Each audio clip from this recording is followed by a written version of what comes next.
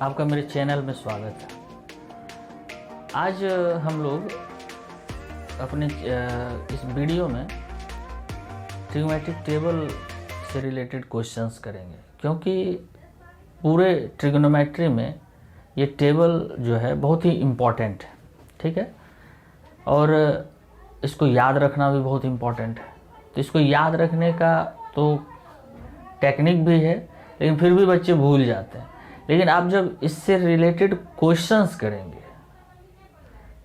करेंगे तब जो है ये परमानेंटली आपके दिमाग में सेट हो जाएगा, ठीक है, और फिर आप कभी इसको भूलेंगे नहीं, ठीक है। तो इस पर हमको क्वेश्चन करना बहुत ज़्यादा ज़रूरी है।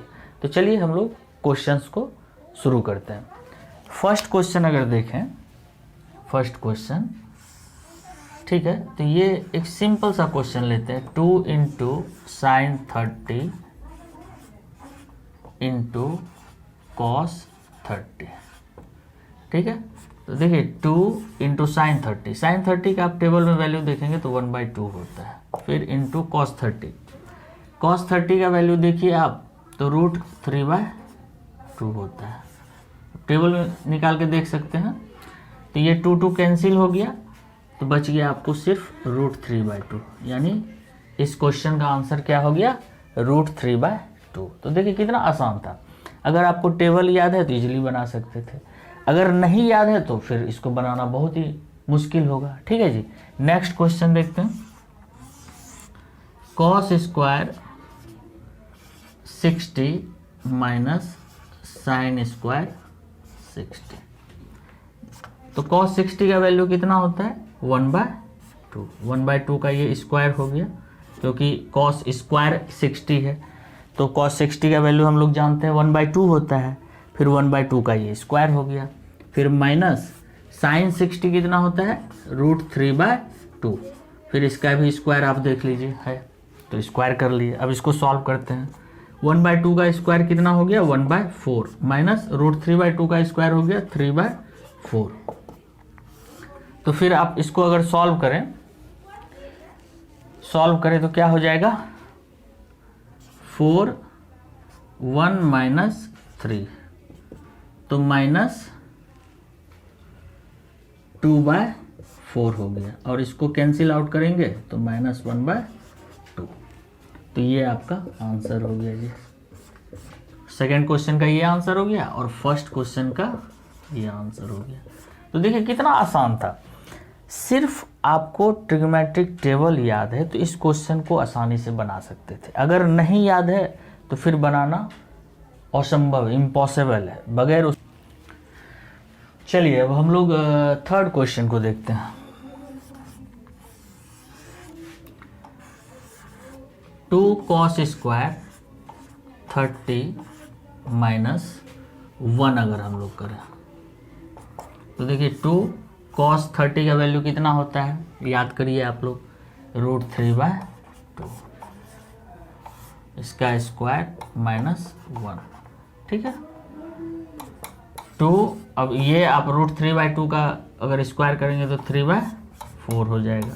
फिर ये -1, इसको कैंसिल करिए, 3/2 हो गया, फिर -1। अब देखिए इसको आप अगर करते हैं तो कितना हो जाएगा, एलसीएम लेना होगा। एलसीएम लिए तो 3 - 2, तो ये 1/2, यानी इसका आंसर कितना हो गया ये 1/2, ठीक है। इसी तरह से आप चलिए नेक्स्ट क्वेश्चन हम लोग यही देख लेते हैं, ठीक है। Fourth number question, 1 - 2 sine square 60 आप देख लीजिए। 1 - 2 साइन 60 का वैल्यू कितना होता है जी, √3/2। इसका स्क्वायर आप कर लीजिए।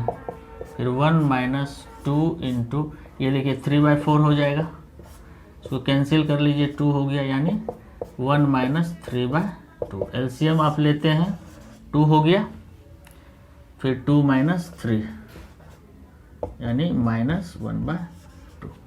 तो आप देख पा रहे होंगे कि बहुत आराम से आप सारे क्वेश्चन को टैकल कर पा रहे हैं जब आपको टेबल पता हो, ठीक है। कुछ 5 नंबर क्वेश्चन देखते हैं। 5th नंबर क्वेश्चन देखिए। क्वेश्चन है, मान लीजिए आप लिखते हैं 2 10 30 -1 - 10 स्क्वायर 30। अब यहाँ पे जब तक आप 10 30 का वैल्यू नहीं जानते कैसे आप क्वेश्चन करेंगे? तो ट्रिग्नोमेट्रिक टेबल इंपॉर्टेंट है ना, तो उसको आपको याद रखना होगा। इसी तरह से आप याद रख सकते हैं क्वेश्चन करके। 2 10 30 का वैल्यू कितना होता है जी? 1/√3। तो 2 × 1/√3 बाय 1 - 10 30 1/√3 हो गया, इसका स्क्वायर लिख लिया। अब इसको सॉल्व करते हैं। 2 × 1/√3 कितना हो जाएगा? 2/√3।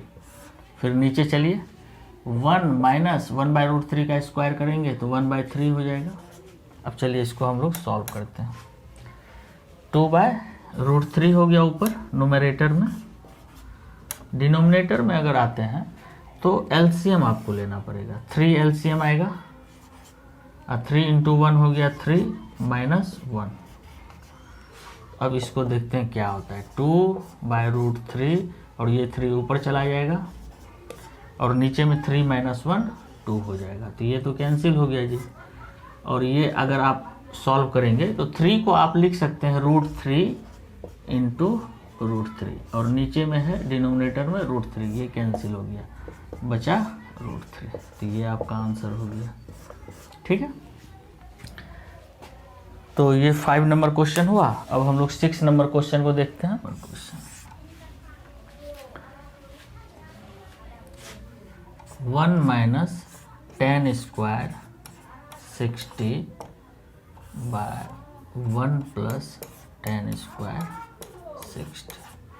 ठीक है, अब बताइए इस क्वेश्चन को करने के लिए वैल्यू का ज़रूरत है कि नहीं? अभी हम लोग जो और भी 5 क्वेश्चन देखे थे उस सारे क्वेश्चन में आप देख पा रहे होंगे कि जब तक टेबल नहीं याद है तो आप इस क्वेश्चन को कर ही नहीं सकते। तो टेबल इम्पॉर्टेंट है और ये आपको पूरे ट्रिग्नोमेट्री में कहीं ना कहीं यूज होगा, इसलिए ट्रिग्नोमेट्रिक टेबल को आप हर हाल में रटेंगे।